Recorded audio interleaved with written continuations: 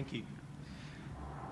Predator-free 2050 is good politics, but it is scientifically flawed. I'm a 10 out of 10 for conservation, but I'm a 0 out of 10 on both counts for predator-free 2050.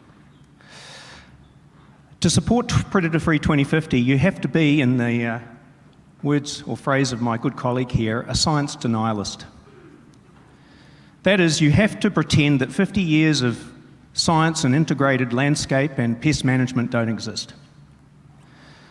First, New Zealand's and the world's leading experts in mammal eradication have concluded and already published that this is not possible.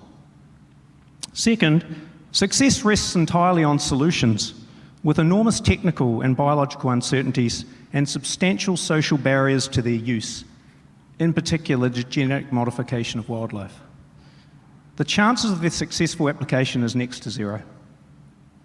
Third, even if you could release a gene drive or Trojan female, they will not eradicate predators because they work against biological evolution.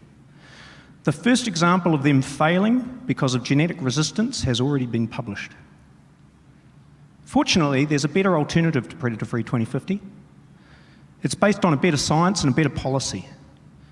First, we've proven that it's possible to protect our most vulnerable biodiversity in sanctuaries. Second, we know how to manage habitat around those sanctuaries, the halo, so that it supports greater numbers of our less vulnerable biodiversity. Third, we know how to manage those reserves as a connected national network of biodiversity. Lastly, we already know how to reverse the decline of biodiversity in New Zealand's indigenous biodiversity in the 67% of New Zealand currently unused for purpose, our rural and urban landscapes. These are possible, achievable, with current technologies and a modest increase in budget, but without the scientific, political and social risks of predator-free 2050. Predator-free 2050 is a political distraction from what ecological science has taught us over the last half-century. It's a distraction from solving the greater environmental problems that we face as a nation. Predator-free 2050 might be really exciting, but it's not rational. Thank you.